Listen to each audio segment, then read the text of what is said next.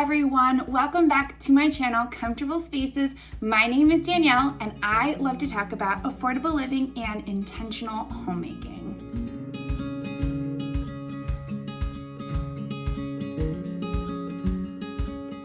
So today on the channel, we are actually going to be doing something super fun. If you actually saw our last video, the last video I put out just a couple of days ago, you heard our super fun announcement that we are pregnant. We are currently pregnant with our second baby and we are so incredibly excited about that. Now, I am prepping and preparing for our gender reveal party. Now, when you guys see this video, the gender reveal party would have happened last weekend, but because this is past Danielle, not present Danielle, filming currently, I don't actually know the gender of our baby. So if you want to see the gender of our baby, I will put that video in the description bar below and you can see if we're having a boy or a girl. But as I am prepping, I have no idea what we're having, and so I decided to go with a fall sort of theme of pumpkins, because why not? Pumpkin goodies are always the best. So I'm making a ton of pumpkin baked goods to find out what our little pumpkin is going to be. That's sort of my theme, if you will, trying to get all that organized. So with all that being said, let's get into baking all of the delicious pumpkin goodies.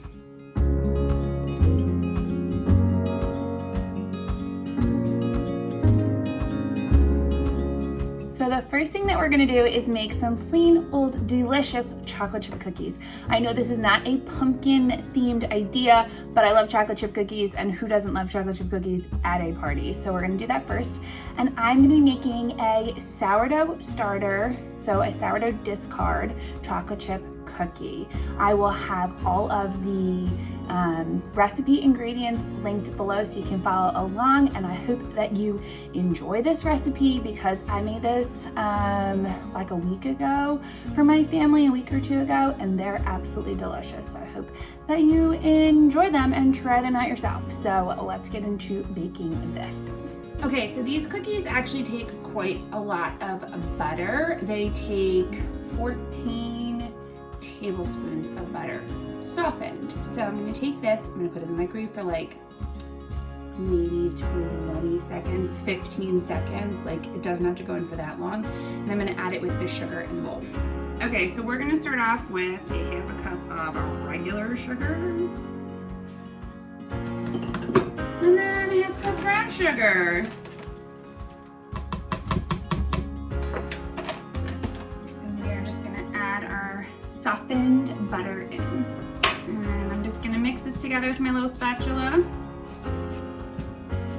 I've never actually done a video like this where I'm cooking and talking at the same time. Usually I just like bake or cook with stuff going on in the background, like my son's running around or something.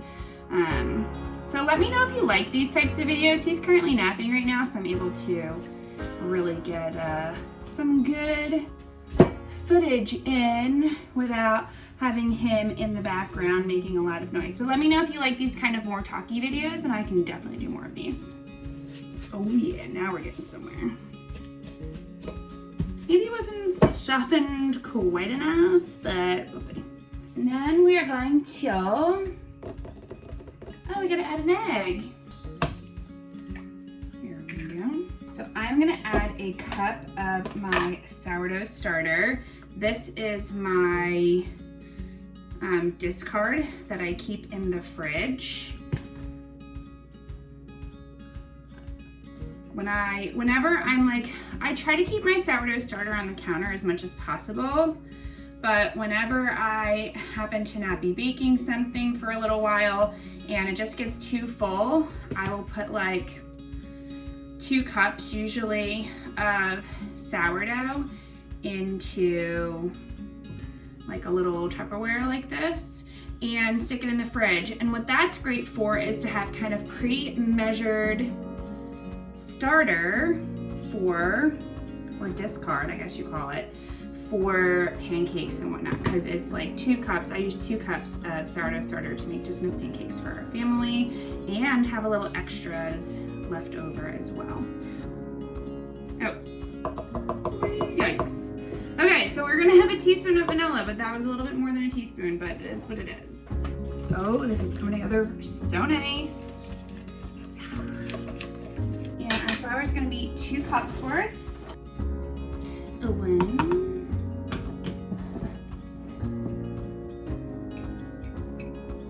And a 2 teaspoon of salt. Yeah, a teaspoon of baking soda.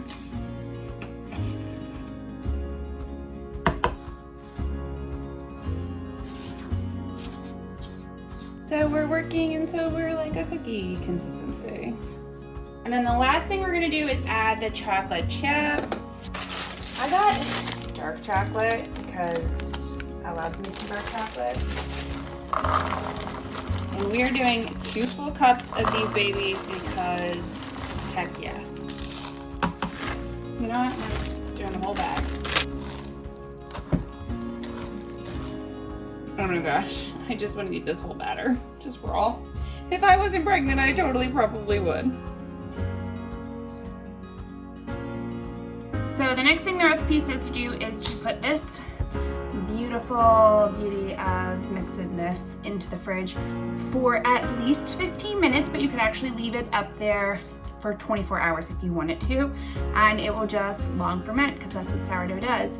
And whenever you want to take them out, you can bake them. So if you wanted to make these cookies for like the following day, but you didn't want to have to do all of the prep work of putting it together, you could very easily make this the night before a party and then bake them super fresh the day of the party. We're just gonna bake them today, but I made this mixture first, so it can sit in the fridge while we're making everything else, and then we can bake them last.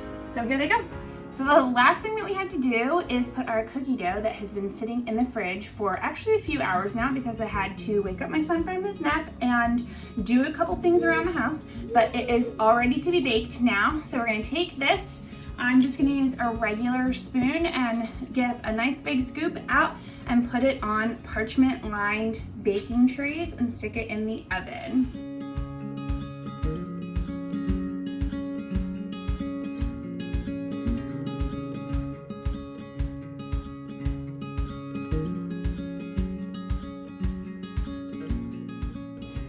Okay, so these are gonna go into the oven now at 350 degrees. It's been preheated already for about 15 minutes.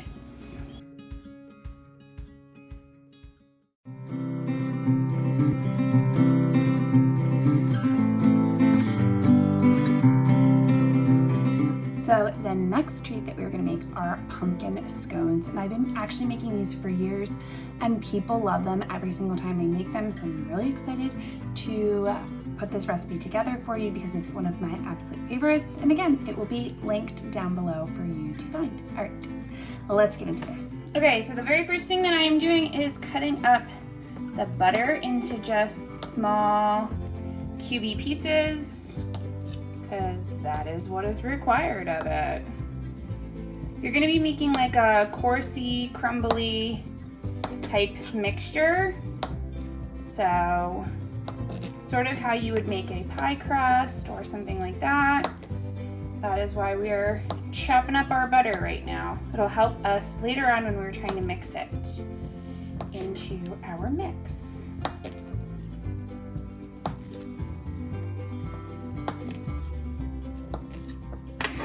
So we are going to be starting off with 2 cups of flour. As you can see, I'm super precise when I'm measuring stuff.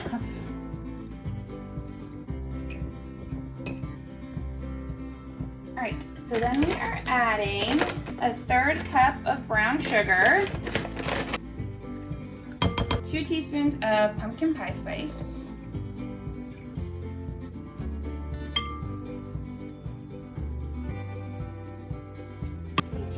of baking powder. I always try to be extremely specific when I notate the difference. A 1/2 teaspoon of baking soda. A 1/4 teaspoon of salt.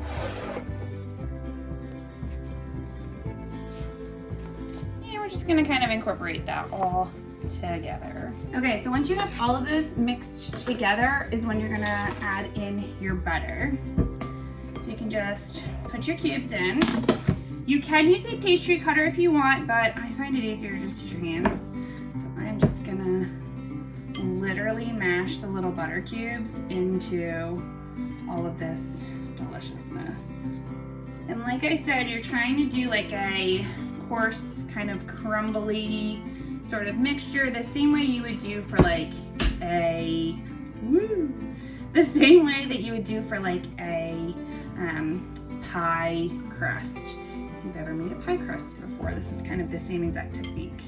So once the butter is all cut in, you're gonna want it to have this kind of more crumbly, sort of looks like sand, sort of consistency and texture.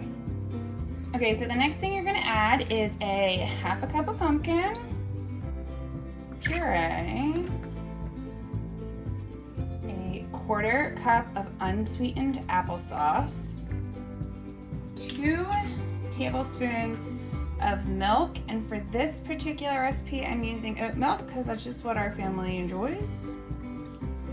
But you can use oat milk, almond milk, regular milk, whatever you want to use. And then a tablespoon of vanilla.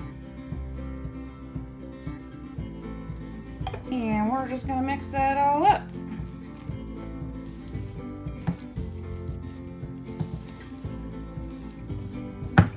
Okay, then we are going to lightly flour our surface.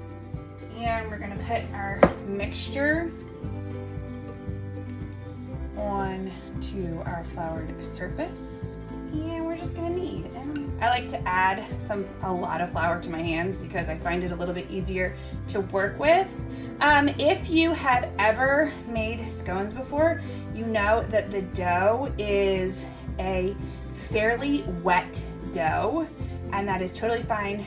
Don't let that intimidate you while making scones.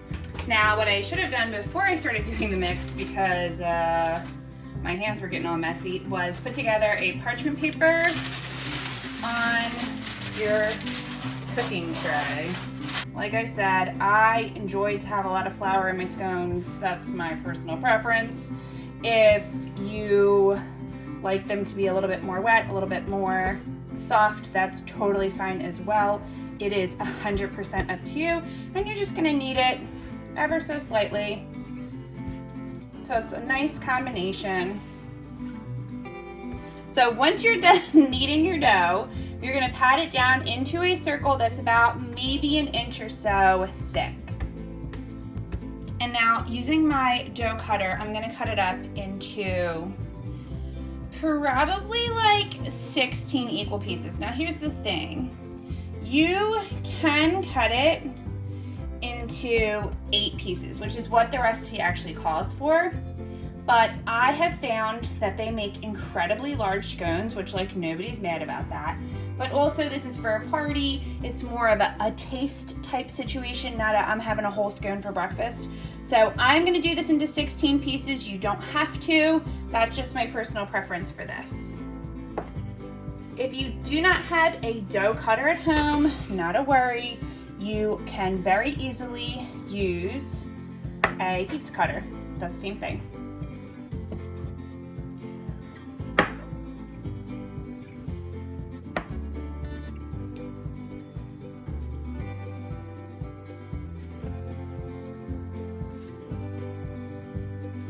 So once I cut up the scones, I just lay them back and forth, like they're little triangles essentially.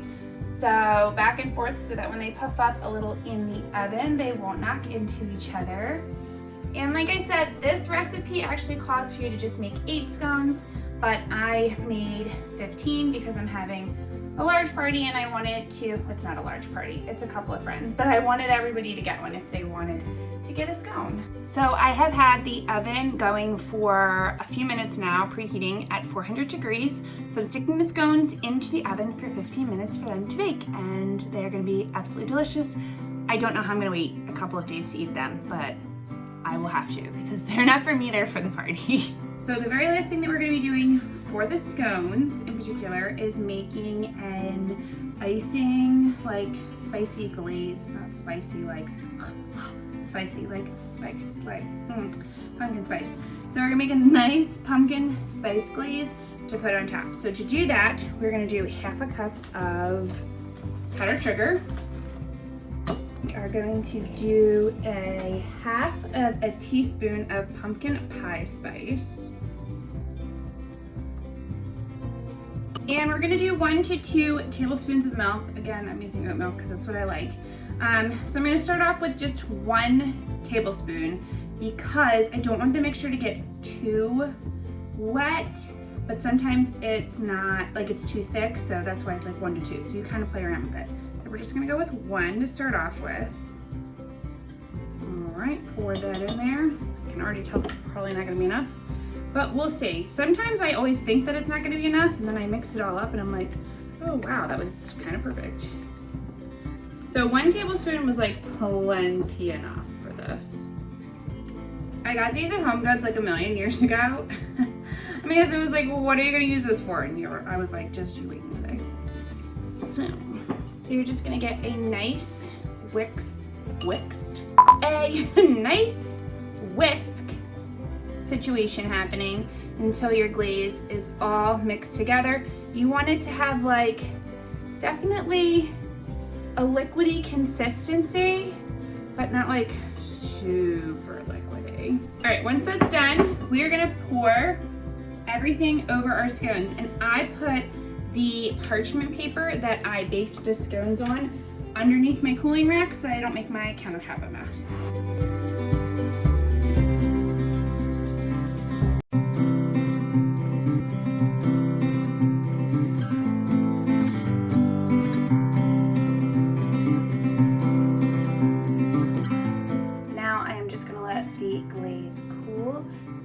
Harden onto the scones, and when I'm done, I'm going to put them in a Tupperware container for the weekend.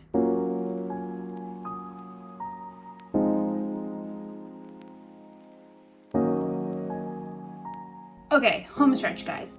The very last thing that we are going to be making is pumpkin sourdough muffins, and I'm excited for this recipe because I've never made it before. The other two I have made quite often, and this one is a brand new recipe, so hopefully they come out good. The first thing that we're gonna do is add an entire can of pumpkin puree. And then we're gonna add 2 eggs. We're gonna do a half a cup of brown sugar. We're gonna do a half a cup of sourdough discard.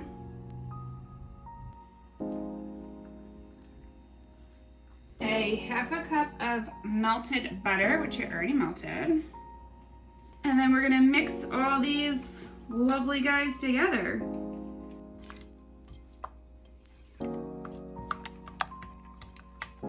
Okay, so the next thing we're gonna do is add our dry ingredients to this bowl. So we are starting with 2 cups of flour. If you saw my Trader Joe's haul, you saw that I talked about buying a bunch of flour when I go to the grocery store, and this is why, because I love to bake, and I will go through like an entire thing of flour in like 1 baking episode. So then we're gonna add a teaspoon of baking powder,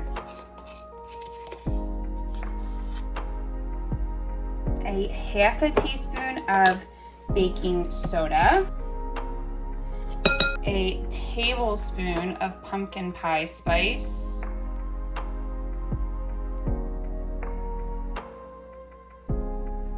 two tablespoons of cinnamon, and a half a teaspoon of salt. Lightly mix these guys up. And once the dry ingredients are mixed, we're gonna add them to our wet ingredients. I'm like the kind of person that likes to add a little bit at a time. I don't think this is super necessary, but it helps it from having flour going absolutely everywhere. Look at that lovely pumpkin mix. A pumpkin muffins. So in a little side bowl, you're gonna add a 1/4 cup of brown sugar, 2 teaspoons of cinnamon.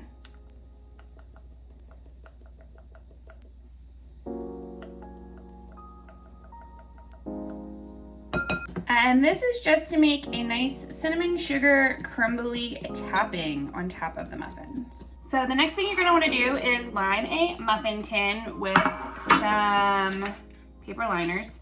I got these from Target. They're just like cute little kind of autumnal colors that I thought would be fun for the pumpkin theme. Once you're ready, you're gonna scoop the pumpkin muffin mixture into your things here, your tins. I like to use a little ladle just because I find it super easy to work with. But whatever you use to fill muffin tins with, I know some people use ice cream scoops.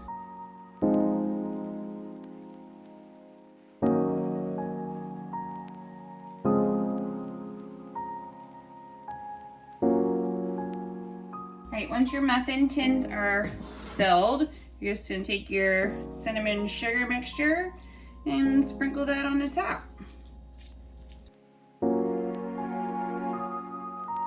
Once they are completed, they're gonna go into the oven at 400 degrees. It was already preheated from the scone mix, but if this is the only thing you're baking, make sure you preheat the oven to 400 degrees, and it is gonna go in for 22 minutes.